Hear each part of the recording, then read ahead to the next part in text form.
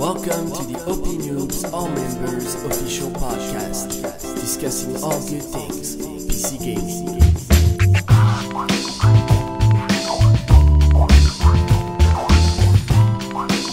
Hello everyone, welcome to the very first official OPNoobs All Members official podcast here. Today we are having fun. We're going to start our first podcast.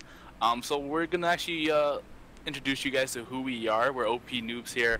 We're actually a pretty cool platform and a community. So officially, everything that you see on our site here at www.opnoobs.com, everything is created by PC gamers, for gamers, by gamers.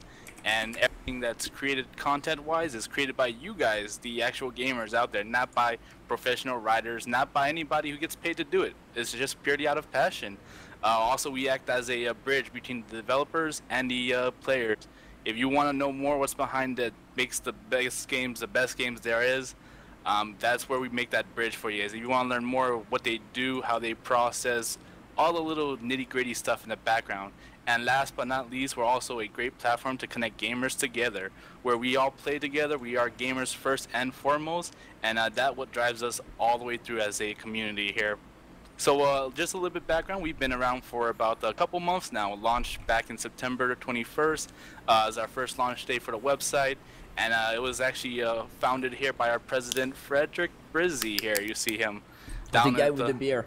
And a nice pink collar shirt. You know that he's confident when he has a pink shirt on. It's classy. It's classy. Yeah, I had to do it. Keeping it classy. All right. He's a Frenchman. That's what it is. I like to do everything the distinguished way. All right, he's a real charmer. So we're going to break it down to you what's going to be coming on this podcast here. We're actually going to break down a few news, a few sales that's going to be coming out, everything relevant to PC gaming, and just everyday stuff that we enjoy and find interesting on with the PC gaming world. And so I'd like to thank you guys for joining us here. We have Fred, our president, Kyle, Danny, Preston, and here myself is Michael, Lonely Asian, also known as your today's host.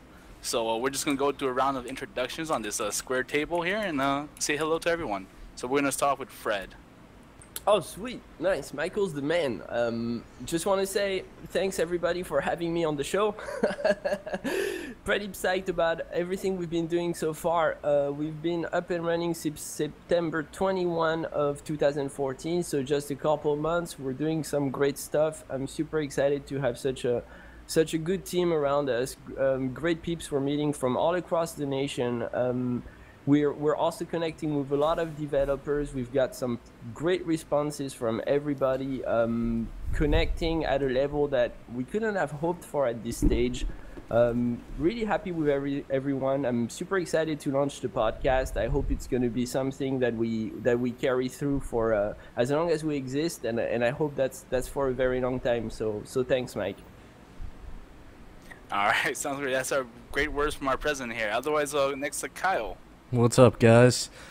Not too much, man. I've just been hanging out, just working a lot. I got hooked on Hearthstone today so bad.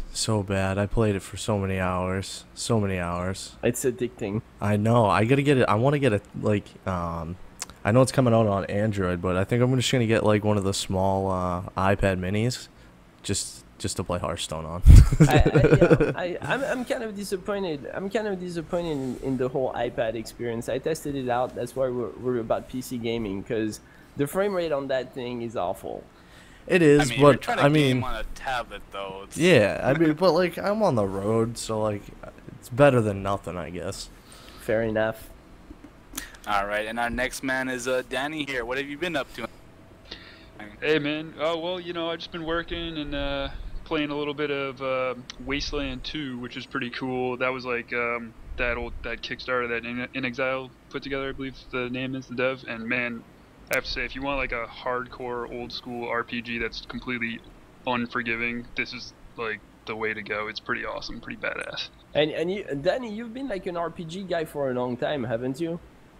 Yeah, for the most part. I mean, it's actually, as I've gotten older, I started getting more into RPGs over the past like 5 or 6 years. Pretty neat, man. So next guy is gonna be our man Preston here. What's up, guys? I'm Preston. I just play games. not anything overly Most of it. interesting about me. I just play games, hang out. I'm a good people person, so I get people riled up, and it's fun. But yeah, that's me. Sounds riled good. up right now. All right, and a little bit myself here is I play a lot of games. Lately, I've been playing The Crew, locked in already 40+ hours onto that game. I've capped out and doing endgame stuff. It's a beautiful card game as much as people want to look at it differently. Yeah, I'm one of actually. I'm not very impressed with the graphics, and I'm all about the graphics. I don't know. And every time I look at the stuff on Twitch, I don't know. I don't feel convinced. And it surprises me too that PC gamers are enjoying this game. And you know, this might be somewhat controversial because card games don't really have a reputation on the platform, does it? PC wise, not much. See, Well, it's always everything's the best on PC. Now what? Yeah. I have a question. Would you say end game? What do you mean by end game in the Crew? Ooh, what do you mean by like any game in The Crew? End game. No, Oh, you said endgame. end game. Yeah, okay, so pretty much I've gone through the story. I've maxed out my car level, so I'm grinding for parts. It's actually a lot of fun. I don't know why you say that it's not as beautiful, because driving across the U.S. in 2-3 hours, like just sitting there driving across, and every inch, you'll find that it captures a lot of the different little cities and a little different perspectives. You get a lot of nice wildlife animals. But back to like endgame is pretty much racing against other people, driving around, grinding for the top level parts, which doesn't like, it does a very well balanced where each car is a little bit different. It's minute. It's not like one car beats everything. Each one has its own style of driving. There's multiple ways you can racetrack, you can dirt drive, you can off-road. There's just lots of fun personally. Have you Yeah, done any performance tests on it yet? Like, what are you getting for frames per second and stuff like that? You got a 970, right? Oh yeah, I got the MSI 60 F. Unfortunately, it locks at either 30 or 60 because it's Uplay. Yep. All right. Yeah. And you've been doing a lot of dissing about Uplay. I mean, everyone knows about Uplay. I'm pretty It's sure. horrendous. It's like the one software that nobody wants to install. There's many softwares that nobody wants to install. No, I thought That just happens to be after- one of the most popular ones right now. I thought that after their hoopla with Assassin's Creed 3, they were going to ease up on the Uplay, but I guess they're not easing up on it at all. I mean, yeah, we'll see where they go. But otherwise, that's the fun game. We're just gonna move on forward to here. We actually have someone really cool to make the one-stop shop, one-stop site where you can find all the best game prices really easy. And so he helps you where you can go from Amazon, Steam, GOG, Greenman, Gamersgate. You can just name it all. It's all in one-stop shop place. What's up, David? Thanks for making this call, man. How you doing? I'm doing great. How about yourself? We're doing good. I mean, just quick round of introductions. You've got Micheal, who's the show host. This is our very first episode. Danny, who's pretty much the lead on all the interviews we're gonna have with developers. Guy's just my boyfriend outside of my marriage. He's been working. Yeah, he's been the guy I've been working with closest from pretty much the moment we started. Preston's also one of our officers. We got a bunch of members on Mumble listening in. And quickly before we get into the purpose of this conversation with David, David is the head of CheapShark.com. Highly recommend everybody visits the website. He's been a partner with OPNoobs for a couple months now, and he's basically helping us get in touch with how to save money for our addiction, essentially. He's the guy that he's got a great website that takes all the... Well, David, why don't you introduce what you guys do? Sure. And pretty much CheapShark is a collection of all the stores that sell PC games. So all the Steam, Amazon, Greenman Gaming, those sort of stores. We basically take all of them and we put them in one place. So instead of going to each of those stores and looking at prices and comparing deals, you can do it all on one site instead. And it tries to make that as easy as possible. Yeah, I mean, Pretty much in a nutshell. you're super popular out there. I mean, we meet guys weekly. We on Monday night we have an application process, and we meet the people who apply to OPNoobs on Monday nights. And a lot of these guys, they know about you, they follow you. I think Mike, you knew about CheapShark before you came on to OPNoobs, didn't you? Oh yeah, definitely. You've been a great saver. I'm a frugal gamer, and every deal and every game I've ever bought, I used you because it was just like the kayak. David, I get straight to business and ask you the question we're kind of all waiting for. What would you say is hot for us to spend our money on right now? Okay, well, I was gonna basically do a roundup. So this time of year, November and December, it's almost hard not to find sales because there's so many different sales and deals going on between the end of the fall sales and the beginning of the winter sales. So I actually made a joke about it because Good Old Games, they kind of launched their winter sale early. They launched it the day after all the fall sales ended. So right now, a couple stores that have good sales going on that you'll probably want to check out are Gamersgate, Amazon, and of course, like I mentioned, Good Old Games, or as they're called now, just GOG, after they rebranded. Actually, sorry to interrupt you, but I'm surprised. Just following CheapShark.com, I'm surprised how good Amazon is as far as sales go. A lot of the times when I check your stuff out, I'm thinking Amazon. And I'm a big fan. Like, I've got Amazon Prime, guys. I'm a huge fan. This stuff, I think Amazon's the future. I'm not surprised they bought Twitch.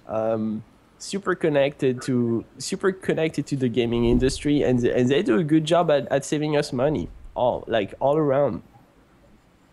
Oh yeah, and Amazon, they're big enough to where they can be super competitive on the pricing because, as most people know with Amazon, they're cutting the profit margins very, very slim in favor of selling in bulk, basically.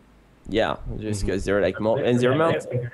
If you haven't heard by the accent, I'm super French. And my whole family in Paris uses Amazon. I have family in Italy. They all use Amazon. I mean, these guys are global. I don't know if they extend outside of the US and Europe, but I'm sure they do. I'm sure you have Amazon Brazil. Anyways, David, why don't you walk us through a couple sales right now you think are hot? Okay, I was a few games that I'd actually recommend just off going down the list. So I guess I should also mention one thing that CheapShark does, which is somewhat unique, is if you go to the browse page, or you'll also see this on the home page, we have this thing called deal rating, which basically it automatically ranks deals on a few different factors, like when the item actually went on sale, the Metacritic score, when it was released, and the price history, and different stuff like that. So it basically factors things in and kind of gives an estimate on how good a deal is. So it's pretty good. It's sometimes hit or miss on what it picks, but for the most part, the idea is it brings the better deals to the top, which I think it does a pretty good job of. But just a few of the top deals that I would pick out currently. One game that I was a big fan of that it's kind of unique is Brothers: A Tale of Two Sons. Yes. And that's $3.75 right now. So I mean, that's cheaper than a fast food meal. Yeah. Definitely worth picking up if you don't have it yet. That's a good deal. Have you guys? Go ahead. Another one I was gonna say, a more mainstream AAA title is BioShock Infinite, and that's $7.50. That's awesome. Yeah. So that was an amazing first-person shooter if you like those. I mean, for me, it's one of those games that you'd expect is completely overrated just because it's getting so much press coverage everywhere. But then you actually buy the game, and I bought it the moment it came out, and it blew me away. It's such a good game, and now you can get it for $5, $6, $7, which is pretty impressive because it's been out for what, like a year at the most. Yeah, and another thing is, even if you haven't played the other ones, it's still super enjoyable in my opinion. Like I never played any of them. I played the other ones all the way through, but I played BioShock Infinite all the way through. I think I just enjoyed the setting a lot more. Me too. Yeah. And it's not so much, like they seem to put a strong emphasis on the storyline, which I guess the storyline is okay. But it's not really what got me and kept me playing. BioShock Infinite it's the graphics is, you know, it pulls you into the game and you feel like you're completely absorbed by the game. The gameplay mechanics are awesome. It's super dynamic, super fast paced, and yeah, 2 thumbs up to that game. If you haven't checked it out, super recommend it. And one more I was going to bring up was this one, the deal itself is maybe not too great because it's usually around this price almost constantly, I would say. But the game itself, Sonic and All-Stars Racing Transform, it's kind of a pretty fun kart racing game. It's right up there with Mario Kart if you like that. And that's $4.99 at Gamersgate. So really, if you So haven't many picked that one hours up yet, playing there's no Mario Kart. excuse because I think it's been in some humble bundles and such now as well. So that's a really great game if you're even slightly interested in kart racing games. Well, awesome, David. Thanks a lot for doing this. We're hoping to catch you weekly if you can. If not, whenever you get a chance. We know you've got a busy schedule, but we appreciate the partnership. We appreciate you getting on the call and tuning us in. If you've got any last words, I don't want to sound dramatic, but if you got any last words for us, speak them out, and we really look forward to strengthening this partnership. Yeah, I'll just say, I guess so far you guys have been great partners, and I hope you have a lot of success both with the site and this podcast. Thanks a lot, David. You have a great one, my friend. Thank you, sir. Yep, have a great night. Thanks, man. Thank you. Thanks, man. Back to you, Mikey Mike. And let's actually get in some little news brief. We're going to actually talk about a couple news updates that we find interesting. The first one we're actually going to talk about real short is the Hearthstone Goblin versus Gnomes. It's a brand new expansion pack for the Blizzard Hearthstone games. If you love card games, if you think Magic the Gathering is way too hard, this game might be just easier in your league, and it's a little bit slower pace. And disclaimer, we're not Blizzard centric at all, by the way. Kind of. Kind of. All right. I like I said earlier, man, I've been playing Hearthstone like crazy today. Like the last couple days actually. And it's one of the games where like I tried it like a while back and it just like it was fun. I got my WoW mount and I just recently started playing it again, and I don't know. It didn't really grab me last time, but it definitely grabbed me this time, that's for sure. But I don't get it. What is this Goblin thing? Is it like is it an expansion pack? Yeah, it's an expansion pack. Like they gave like a whole new set of cards. There's like 120 new cards with, you know, all new monsters and stuff like that. Because the last one is like built off of Nax, right? Yeah. Nax. Yeah, It's like that's- Nax from us. Yeah, and I think that was like another deck too. So it's I mean, it's like any other card game, you know, every couple months or every year or whatever, they release like a new set with a bunch of new stuff. So it's just another reason to get into it. I mean, like I said, I literally just started playing it. Like I still doing like the basic stuff. So, but I don't know. I got almost all the characters unlocked. So it's pretty cool. No, it's definitely, it's free. Like why not try it? My big questions, because I actually played a lot of Hearthstone before the expansion pack, the first one, Nax, Yep. Nax Ramas, whatever it's called, and I never got, because OPNoobs came together, I actually never got the time to check out the very first expansion. But my friend keeps playing it, and he's telling me that I gotta get to it because it's amazing. But the question is, how much of the meta game? How much does the new set influence the meta games? And I imagine a lot, but does it mean that basically some of the new cards are just more powerful than the other ones, and does it throw off the entire expansion pack or the original packs in this case that you had when the game released? Are you just playing with brand new cards and the old ones you kind of toss away? Or is it kind of like an inclusive formula where you're bringing this set of cards that gets integrated into the whole set as a whole? From my understanding, I think you can well, there's like two forms of earning cards. You can get them by you can get like one pack, and there's like 5 cards in a pack by spending like 100 gold on it, and then you can get like more if you spend actual money. So obviously when you get packs, like they're parts of like different decks. So, but you can, like the older cards and the new cards, you can combine them together and make like your own deck. So I mean, they're not like completely like the old cards. I know what you're saying. They're not like completely useless. Like you still use them. Yeah. So like this new expansion is actually pretty cool in a sense that in the previous ones, it's actually inclusive. So it's actually going to be an additional mix to what's currently in the group set, but it's actually focused on being random. Like all the cards has a bit of random ability to it. Before you would like play a card, follow logically through.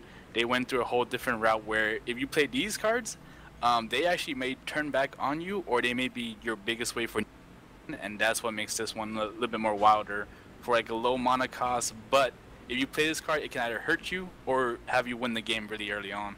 Mm-hmm. Yeah, I had some really quick matches too. Like I'm talking like 6-minute matches.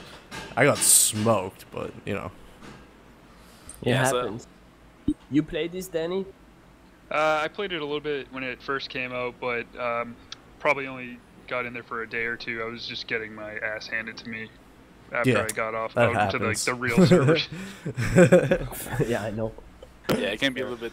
Welcome to the real world. But actually, that's part of the problems that I have with it.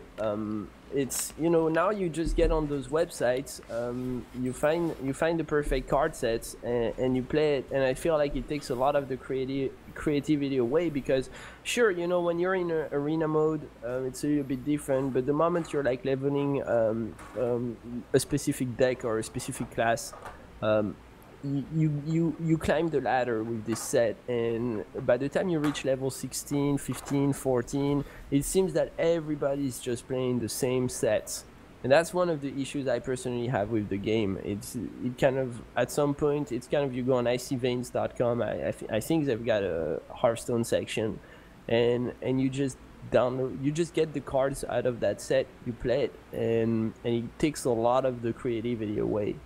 I could be wrong. Yeah, I mean, I could see that happening for sure. Yeah, do we have any other Hearthstone players that maybe had a little bit more experience than us? Sounds like we're all still noobs here. Yeah. I think it's definitely a good game for what it is, though. I mean, it's kind of one of those pay-to-win games where if you're willing to pay for the cards, I mean, there's a random chance you could get the cards, so... I mean, to me, I don't think like everybody would have the same deck, but I'm sure there'd probably be a lot of people like that. Yeah, Jeff, especially if they went and put like $60 to $70 into a bunch of digital cards. And Jeff, you're a Mumble, aren't you? Yeah, might not be. Go ahead, Mikey. Mike, moving on. Alright, so we're just going to the next news update bit. This one's actually a personal favorite with the regards to the new Dota 2 League teaming up with Join Dota and MLG. So what that actually means is we actually know a lot of the different leagues and tournaments that are out there. Actually, they're just tournaments. Like the TI4 is actually only a tournament-style bracket. It has yet to actually have an official league with an actual scoring system and ranking. Everything that's actually you see in pro scene is actually just people favoriting and how well they win a lot of their matches, both regionally and internationally. With this new MLG teaming up, there will actually be a solid league, there will be a solid system, and a point system that rates the teams being a professional. So it's actually kind of exciting that they're actually going to have a more stable core. It's going to be coming in official, and I'm excited to see where this goes for esports, for league, for Dota 2. Yeah, you're a big fan, huh? Yeah, I've only minimally logged in like maybe 500 hours, but I play a lot of from Warcraft 3, if y'all played the original Dota, and some of the Dota 2 beta. It's a lot of fun for a MOBA game. I mean, it's very mechanical, it's very skill, and you want a team. Yeah. So which one another game that I've tried my hand at and just immediately get destroyed no matter how hard I try. Dota. That's the problem. Yeah, that's the problem. It's like the entry point. It's team. Points a killer. It's team-based games, man. They kill you. So which one you put above, Mike, between League and Dota 2? To each their own, but Heroes. I don't know. Not PC-centric at all. Not Blizzard-centric. Yeah, I'm a Dota 2 fanboy. League of Legends, I've played through the first 3 seasons. It's pretty straightforward. It's pretty almost formula. They're starting to mix it up a little bit in the way things go about, like more options. But with Dota 2, there's no set formula. Like there's no set lanes. You can have double carries. You can have a support. You can have an early game, a late game team. It's very mixed up, and it just depends on how well your team reacts to situations versus this is what we're gonna try to do and then see how well we do it. They have really fun comps too, as well as a larger pool in a sense in the meta games. Alright, we'll do another big one that's actually coming up. If you like MMOs, the big ESO update that's coming up, I'm not too familiar with it, but what's going on there? We have the Elder Scrolls Online is providing a big update coming out, and they're basically offering a new way for post-level 50 players progression, and they're updating the justice system. So it's going to open up a huge, bunch of cool stuff for players who have been spending a lot of time in ESO right now, Nice. Very nice. And I believe the test server is coming out in January. Oh, Huh, it's not too that's far. good. Not too 'Cause- far. Oh wait, yeah. So how exactly Right soon around is the this corner. update then? What was that again? You said the That's test coming server up started right around the January, corner. So, okay. Yeah. Yeah, I would say Little- probably a couple months after the test servers come up. Okay, because Final Fantasy has its expansion to be dropping in the spring. I only got to participate a little bit in the beta of ESO. I never got full on into like the subscription-based portion of the real game. But I have a few friends that play, and they're like super into it. Like, if you're a fan of Elder Scrolls, this is like the medicine for you to get your fix. Very Alright, nice. that sounds great. Yeah, can't wait for that patch update. I know it had a big early excitement, but then it didn't launch so well with being an MMORPG, so this update should help move it along again that they wanted. If you're loving to fighters, we have both Street Fighters 5 and Dead or Alive 5 coming close together. So let's see what's going on there. Wait, Street Fighter 5. Wait, what? Really? Yeah, Yeah. man. Street Fighter 5 got announced. Did It's they say, actually like, it was gonna be like 3 years from now or something. no, I don't. It got announced. They didn't release like any Ooh. dates or anything like that. The only thing that's officially confirmed is that it's gonna be on PlayStation 4 and PC. That's it. It's exclusive to that. It's not gonna be on Xbox or anything like that. I am so pumped. This is gonna be awesome. They actually, you can look up a trailer and it looks awesome. I mean, if anybody played Street Fighter like back in the day on Sega, it's a Street Fighter game. Like, you gotta buy it. Buy it. I'm totally in. Like, I'm in just that part boat. of- I'm totally gonna pick that up because that's just straight up reminiscing like my childhood, like what games I started with when I was younger. Yeah, I mean, it's class. It's Capcom. I mean, it's gonna be a Street Fighter game. It's gonna be exactly what everybody's expecting. But Yeah, I'm It's actually r- like really big into Street Yeah. Fighter. I am a part of the. I hope they come out with Virtual Fighter again when they re-release the Sega CD. oh man, that'd be crazy. I Yeah, think I'm it's part of the fighting game community up here in Pacific in Western Washington. Oh wait, that was Um, actually Sega oh. Saturn. My bad. Yeah, and a lot of us are playing. They're playing Ultimax right now, so they're probably gonna hop on Street Fighter when it comes out because everyone prefers games that play on PlayStation 4 more than the ones that play on Xbox, except for of course Killer Instinct. yeah, That's it's cool.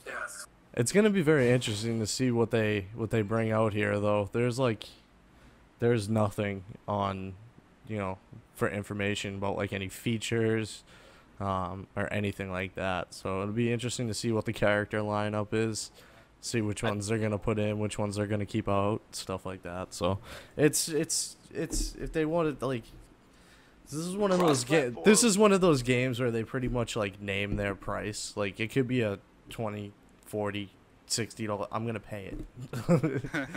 Actually, I think there is one rumor that there is a cross-platform with PC can versus the PS4. Yes, that's supposed to I be saw like. that. Really? I guess they're kind of hosted on like Yes. the same servers or something like that. So it should be good. I saw Yeah. that. That's pretty unusual, isn't it? Yeah. Normally, like if you play like an Xbox or a PlayStation game or a PS4 game, like when you play people with PC versus PC, PlayStation versus PlayStation, Xbox versus Xbox, like they don't like, you can't like play PC and play anybody on like Xbox or anything like that, which is wild to me. Wild. Yeah, like But- Yeah, the only other games... one recently that I recall that they did that was a Final Fantasy: A Realm Reborn, where Mhm. you could, if you had PC, you could play with people on PS4s because they shared servers. Yeah, it's far between. I wonder if you can do it on Diablo. I've never tried. I don't think you can. I don't think so. I don't think so either, Diablo. I Yeah, think but like, those are restricted to platform or PC or whatever. all right. And what about the Dead or Alive 5, the last round? I mean, that game has been famous for its one physics that everyone knows about for Dead or Alive 5. Yeah, I haven't really seen too much, but never really played the Dead or Alive series myself. So it's gonna be interesting though. One of the main reasons that I've been such a Blizzard fan is the music. I think, and not just WoW, but I think you play any of those games, and I would say not so much Heroes. You know, I'm sure a lot of people will disagree. But when you get Heroes. Love it. the music in Heroes, for me, it's a little too rockish. But this is the guy. I mean, this is the guy who came on board Blizzard when Burning Crusade came out. He's done a bunch of expansions, and his stuff. Even if you check out Warlords of Draenor, it's just the music is what got me to get to level 100 tediously, because it's an awful curve. You're just a baby. It's It's not that even bad. You're pretty bad. terrible. It's pretty bad. Moving on, Mikey. Well, I mean, honestly, you did the whole thing without even buying potions from your garrison. Yeah, I know. Dumb move. Yeah. But yeah, so more to come with Neo Acri. If you want to take a look at his background website with neoacri.com, he, like I said, he's composed in Hollywood, composed in TV series, also for a lot of Blizzard games. Moving on to the next news bit that we have, we're actually pretty excited. We have something that's coming on with the Oculus Gear, which is like a simple with smartphones, right? Yeah, and so to me that's that's strange, because at first when I saw $200 price tag, Oculus is coming out, you're actually going to be able to buy it, and I admit it, I've been like pretty disconnected from the process. I know they've released a bunch of models, some of them apparently better than others. Yeah, I think they released two developer models.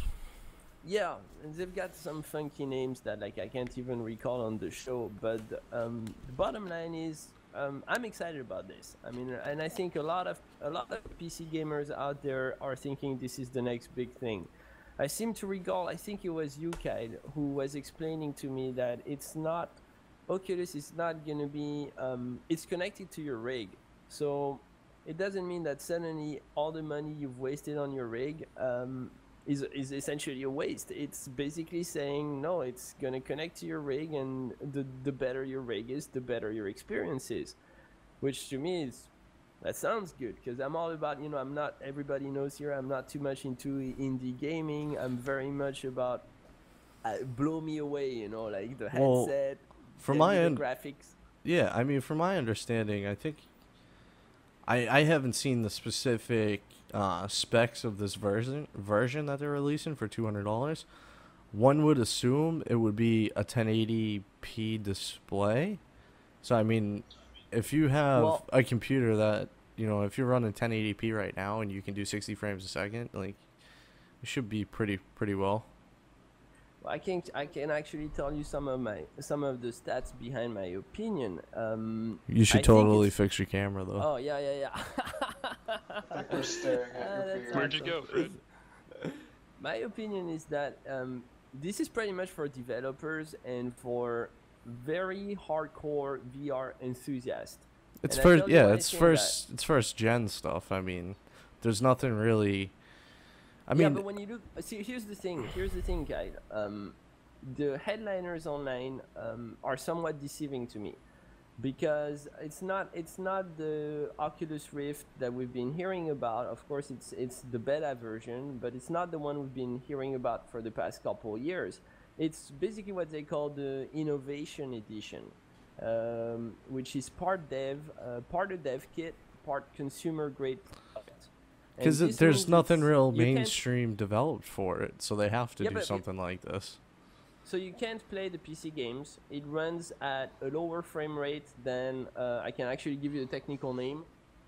It's the DK2, and it doesn't have the headset tracking ability. So basically moving your face, if I understand this correctly, moving your face is not going to do anything. But for me, the actual so this is a $200 headset. But that's the thing; it's not a $200 headset. That's how they get you. And to me, that's the real showstopper. It's a beta device that operates off of a Samsung phone. Huh? Smartphone? Yeah, it's weird. It operates off a. So there's no screen in it. So I don't know what to make of it, honestly, because I don't know if it's a marketing move from Samsung, but I'm thinking it's not, because they're not advertising it. Like, you're not going to see TV commercials about it. It's basically for, like I said, they couldn't figure out the accelerometer thing for the head motion. That's why you can't do it. They couldn't figure it out. but the big question to me is, a silly thing not to figure out. Right? Yeah. And to me, the big question is, like, why does a machine like this, that's supposed to take the PC gaming experience to the next level, I mean, it's supposedly the thing of the future, why does something like this require a cell phone to run? I don't get it. I mean, this seems to be very far from, like, the NVIDIA 980s experience. Because there's probably no built-in display. You're probably using the display from your cell phone. Yeah, and I touched on this a little bit in my writing sample, but everyone and their dog has a phone, so it's not really worrying about if they can. It's just everyone has one.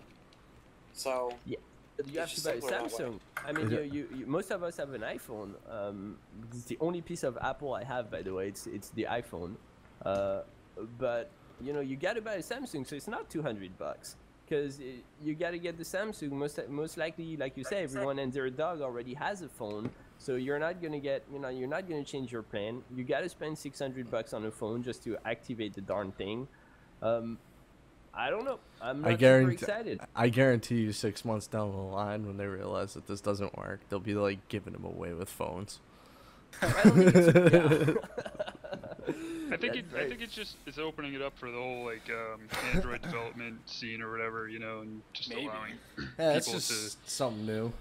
Yeah, it's like the Ouya or whatever that little console was that was Android. Yeah, that was a fade. Maybe it's like getting to the mobile market, because the mobile game is growing up, so maybe they're trying to tap into that while they're trying to tap into PC as well. Yeah, but that's disappointing to me. I mean, I think this is just Samsung giving Oculus some money, and then just trying to get a little bit out of it in return. I don't know. Yeah, I'm honestly, I'm not sure, but it made me check out a bunch of the games that have already been developed. Because, like I said, I'm excited about it, but yet I've been pretty much disconnected from the evolution of that industry. And when I looked at the games, yeah, not impressed. I think it could be the next thing, but I'm not going to spend $800. Yeah, it's too early. It's way too early, and there's too much to it to make it like super accessible, and it's not going to be easy to palate for a lot of people, or not palatable rather. I mean, I got my hands on one of the software development kits for the original Oculus, and it's hefty. It's a huge piece of equipment. I mean, it's light and everything, but I mean, I just instantly felt like sick to my stomach too, personally, which is kind of weird. And I mean, I'm not a huge fan of like 3D or anything like that either, so it's gonna cater to a very specific audience as well. So this is a really tough market that they're going after, I think. You know what I love about the Oculus? I love being able to watch the videos. Your girlfriend is gonna think you're sexy. No, the videos on YouTube of people on going on a roller coaster, standing up, and then they fall over. It's hilarious. It's the best thing I've gotten out of Oculus so far. I did one where you have to walk up to a cliff and you basically look down and it's several hundred feet. Yeah, It's you rough, like you you know, like you gotta go, freak. like- Yeah, you like freak out. It's wicked funny. Yeah, It's really hilarious. strange. Hilarious. So yeah, I'm not sure, Mike, but I'd say this. I think we're pretty far from the Battlefield experience. Oh yeah, we have a long ways to go for there, but just Oculus Rift is trying to make its way. I'm not sure where. But the next piece of news that's coming up also is with the Eidos introducing the new engine behind the new Deus Ex. I'm very interested to see what's going on there and how it's gonna look. Yeah, you're all about that, huh? You got a pretty decent understanding of the engines and all that. It completely evades me. Leave it to Mike to know all that stuff because it's certainly not my department. But I know No, that yeah. these guys are. Kid knows putting out- everything. Yeah, he's like the smartest dude I've ever met. Not just a lot of Google. Yeah, but they put out a bunch of like cool confirmed like screenshots of like what the new engine, like the environments are gonna look like and stuff, and you can see them online like PC Gamer and everything, and they're really cool looking. Like, Is it this does for the look- new Battlefield? No. This Oh. is like Deus Ex. Deus Ex. Oh yeah, I actually yeah. never played the series. Have you played the series, Danny? I hear it's good. I played the last one. It was pretty cool. It's a lot of like stealth and strategy mixed into, you know, it's very like environment based, and you use your environment to hide and like to strategize or whatever, like to figure out your attacks. And it's pretty cool. It's definitely. Is it a fun like game. stealthy? It's stealthy stuff?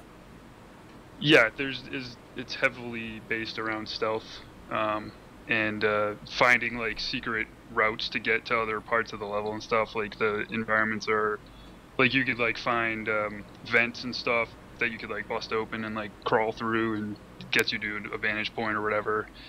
It's a lot of cool stuff like that. So I'm definitely interested in seeing what they're gonna be doing with the more powerful engine that they've announced. Like that's gonna be pretty interesting to see what they can do. It looks like good stuff. Very nice. yeah, it looks nice. really beautiful. Like if you look up any of the screenshots, they literally had to actually say that, you know, this game, when what we want to do it was so good, we have to make a whole new engine to be able to run everything we wanted to do. So it's like all the physics is going to be reworked. It's going to be, I don't know if it's going to be on par with like the Unreal Engine 4, but I'm just excited to see what they're going to do, because that game series is amazing. Have you played any of them at all? How do you feel about the way the stealth genre has kind of evolved? Because I used to be totally hooked on Splinter Cell, even Metal Gear Solid back in the days. And now like I checked out the last Splinter Cell, and I don't mean to move us away from Deus Ex, and I feel like I feel like it's lost a lot of its appeal, and it's kind of a lot of rinse and repeat. They've accelerated the gameplay considerably, and I don't know. I got through the first 3 campaigns of the first 3 chapters of the campaign for Splinter Cell. I haven't even touched the multiplayer. I don't know. I feel like it kind of lost its focus, or it doesn't feel that addictive anymore. It just maybe PC gamers want something that's more fast paced nowadays, and nobody really's got the guts to say, you know, we don't have the patience for stealth anymore. I could be completely off. I have the guts to say that because I don't have patience for it. I have a lot of respect for the genre and what games come out around that, but I personally just don't have the patience for it anymore. Yeah. I'm actually on the other side where I love a little stealth. Like Shadows of Mordor, I did probably more stealth than I did with hack and slash, just running through it.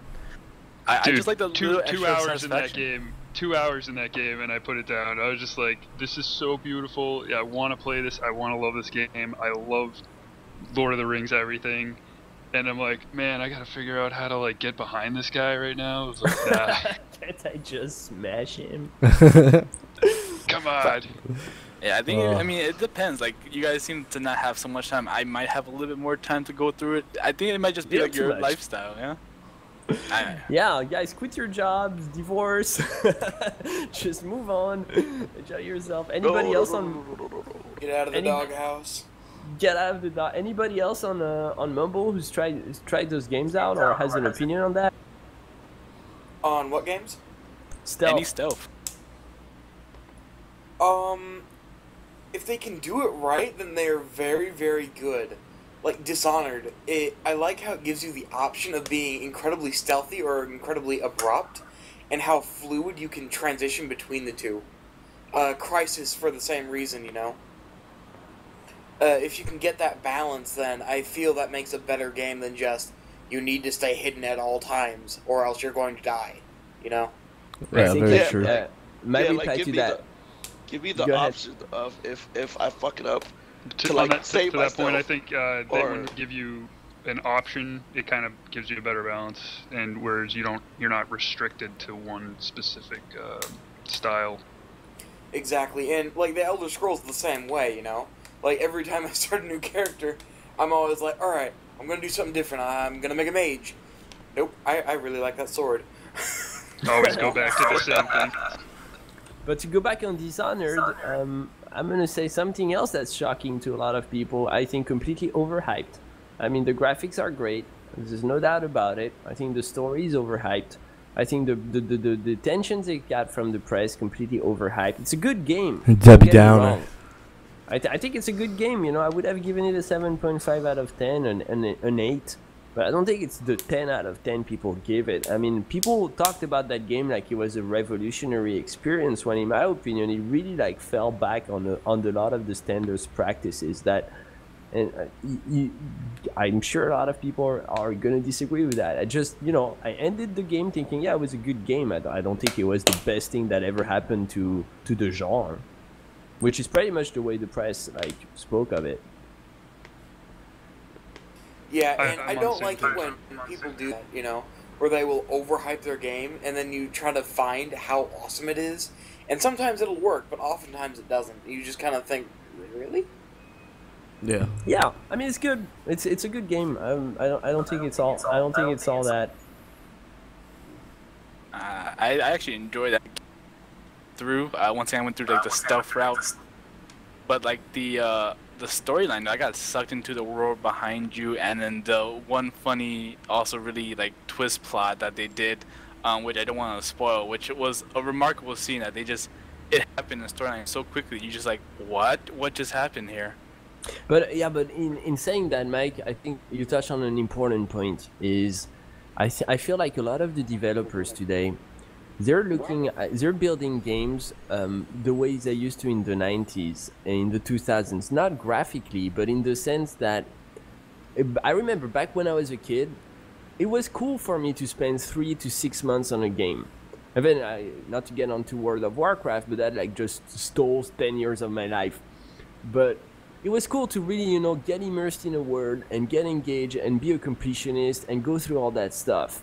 But that's why personally I'm probably gonna get bashed for this too. That's why personally I'm a big fan of the Call of Duty campaigns, because Activision kind of respects the fact that you're in and you're out. And today it's, you know, you can tell me, well, yeah, Fred, maybe not everybody can afford a game every week.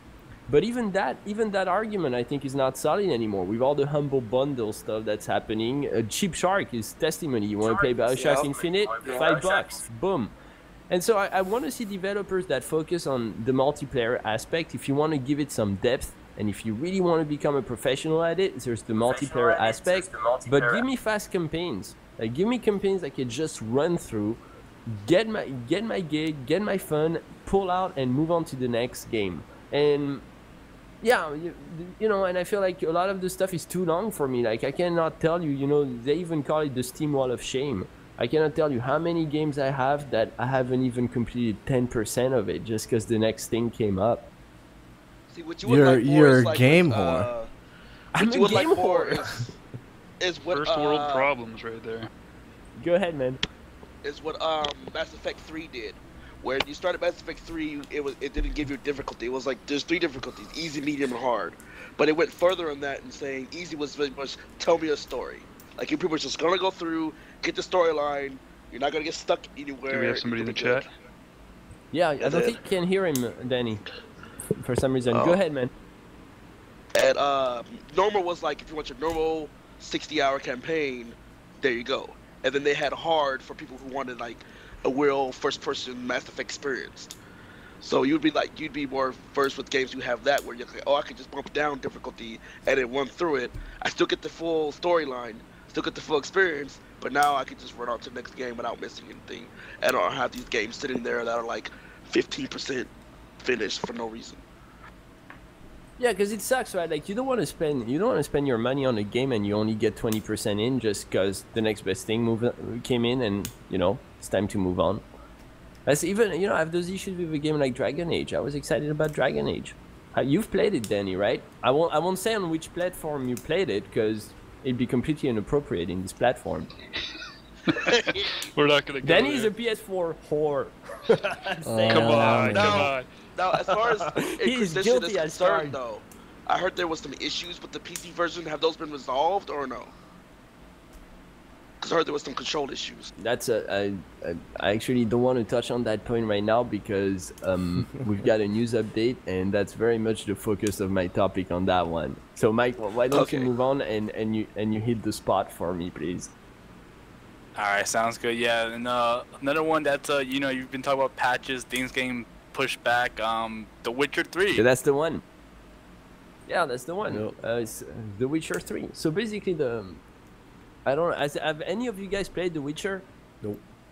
I played For the like second 10 one. minutes at my friend's Played the house. first one, I think.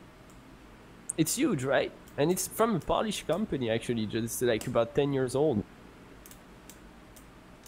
You played it, Mike? Interesting. Yeah, I enjoyed the second one. It was a lovely world. The scenes were amazing, graphical. And so yeah, I'm curious to see what the third one. I know I have a friend who's just super pumped about the Witcher series, and that this one's PC more focus oriented, not like a port. And I'm excited for the Witcher 3, but I'm not. Why did they get delayed again? Did you have any idea? So, yeah, there's like a letter that's published from the developers.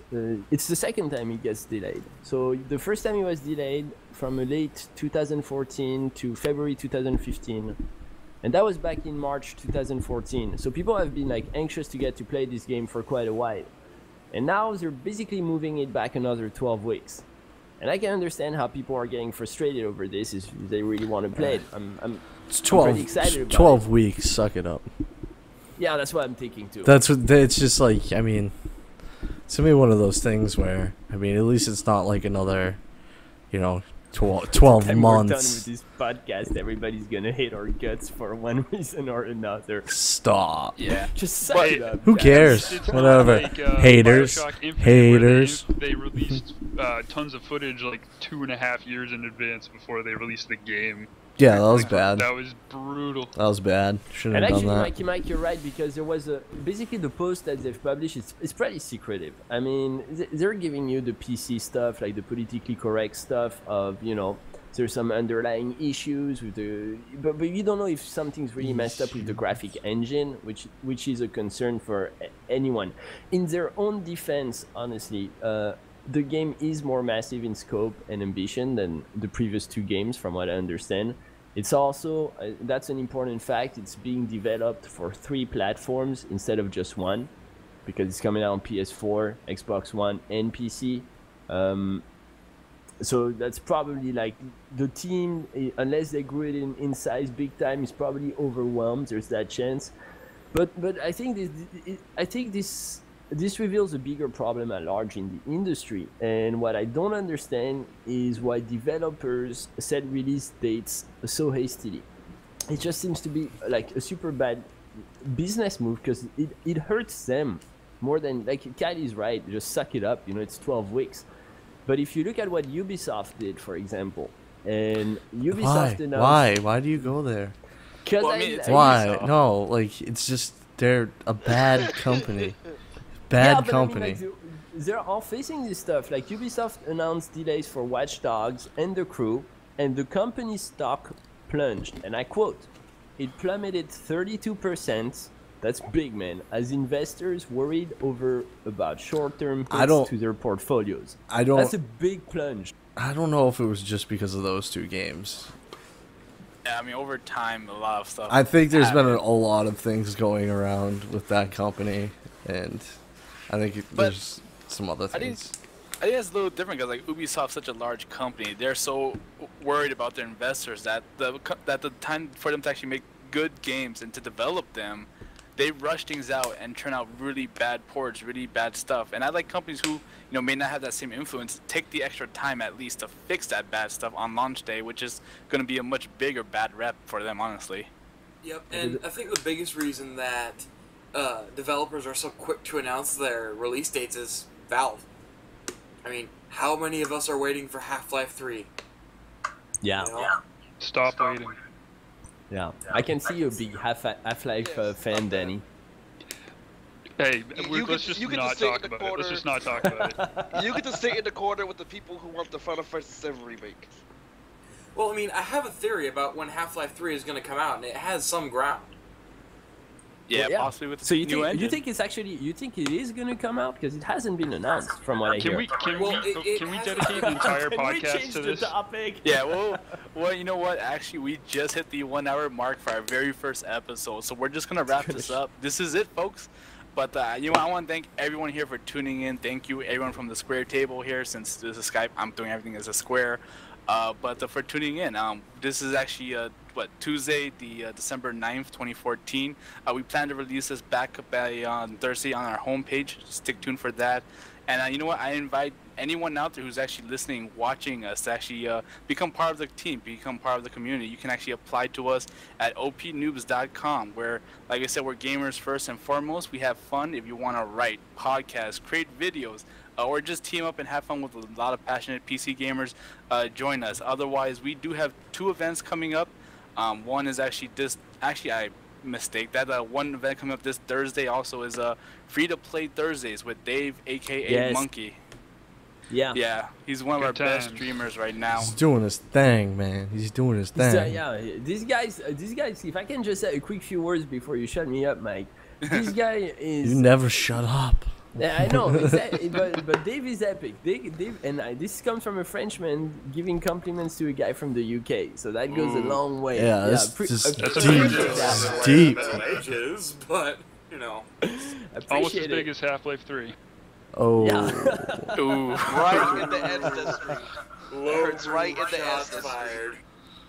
All right, guys. But otherwise, if you want to also get tuned into our newsletter, there is a spot where you can put in your email. We blast out every week on Monday. You get to know what heads up, projects that are coming, things you can participate and join us in. Otherwise, you know what? Thanks for tuning in to the OP Noobs official podcast, and I bid you guys adieu. Thanks, Peace everybody. out.